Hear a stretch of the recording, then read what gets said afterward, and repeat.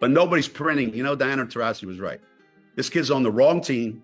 She's got the wrong skill set to handle the physicality of that league, and she's a rookie. Geno Auriemma, who just became the winningest coach of all time, is witnessing his UConn empire crumble in viewership, even while maintaining dominance on the court. All of this is happening at a time when women's basketball is enjoying its greatest surge in popularity, driven by a player doing something no one has ever achieved before. When Geno Auriemma arrived in Connecticut in 1985, no one could have imagined that the young Italian coach would turn an unknown program into the greatest dynasty in college basketball history.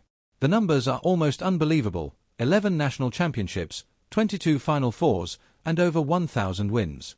But perhaps the most impressive feat came between 2014 and 2017, when the Huskies achieved something that seemed out of a fictional movie: 111 consecutive wins. That's right, over 100 games without a single loss.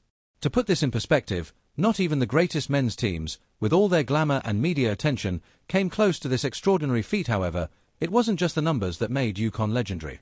Auriemma's program became a true star factory. Players like Diana Taurasi, Maya Moore, Sue Bird, and Breanna Stewart passed through stores like they were headed to the Basketball Hall of Fame. These players not only dominated college basketball but also revolutionized the professional game.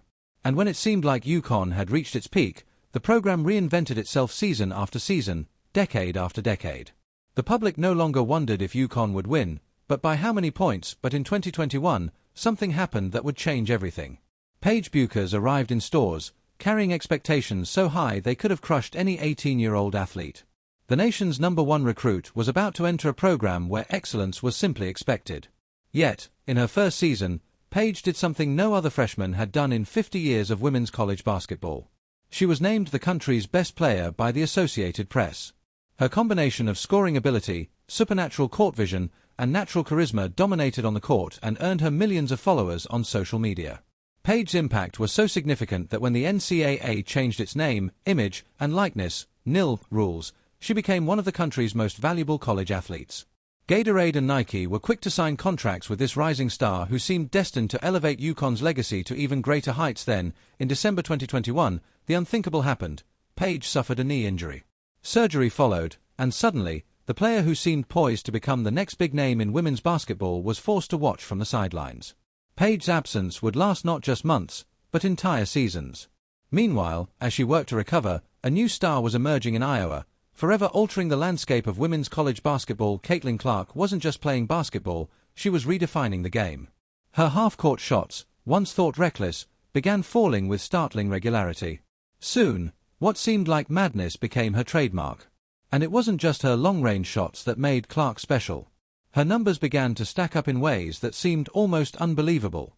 She wasn't just breaking women's basketball records, she was surpassing marks set by legends of the men's game. In January 2024, a regular season game against Ohio State turned into a cultural event, drawing 1.93 million viewers on Fox, the highest viewership for a women's college basketball game in history. The Clark effect made every Iowa game a must-watch event.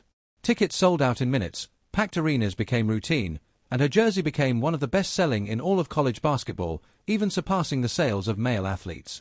Fans lined up around the block wherever Iowa played, desperate to see what Clark would do next. Most impressive, perhaps, is how Clark changed the conversation around women's basketball.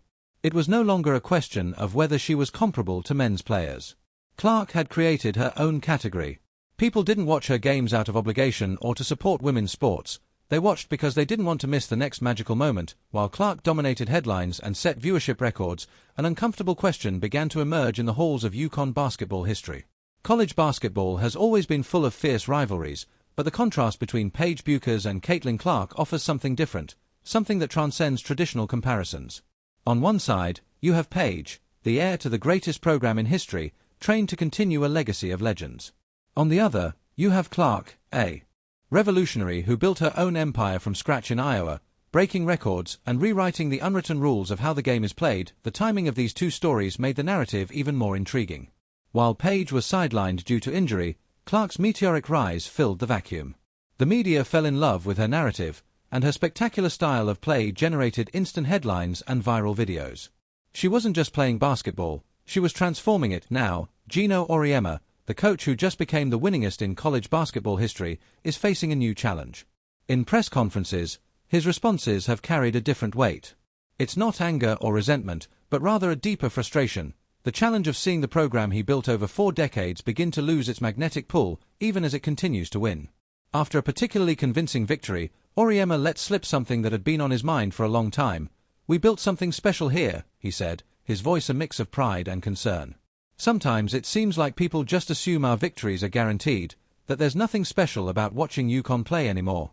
The press room fell silent, but it's fascinating that this decline in public interest doesn't reflect a drop in the team's performance. The Huskies remain a dominant force, regularly reaching the final stages of the national tournament and producing some of the nation's best players. It's as if the program became a victim of its own success. Excellence became so common that it lost its ability to surprise. For someone who helped transform women's basketball from a niche sport into a cultural phenomenon, watching interest wane amid the sport's greatest rise in popularity is painful. But while many might view this as the end of an era, within UConn's meeting rooms, plans are already being made for what could be the greatest comeback in program history. In a sport that is always evolving, UConn's 2024 story offers a fascinating lesson about adaptation and legacy. The program that has long defined excellence in women's college basketball now faces a unique crossroads. How can it maintain its essence while adapting to a new world where victories alone no longer capture the public's imagination? Perhaps that's what makes this moment so special. As Geno Auriemma celebrates his historic win record, as Paige Bueckers returns to the court, and as women's basketball experiences its most popular period ever, UConn has the opportunity to redefine what it means to be a college sports powerhouse. What began as a story about a program losing media space could become something much bigger, a testament to the ability to reinvent itself without losing its identity. After all, if there's one program that has repeatedly proven its ability to transcend expectations and transform challenges into opportunities, it's UConn. I want to hear your thoughts. Do you think UConn can reinvent itself once again? Let me know in the comments, and don't forget to like and subscribe for more content like this. See you next time.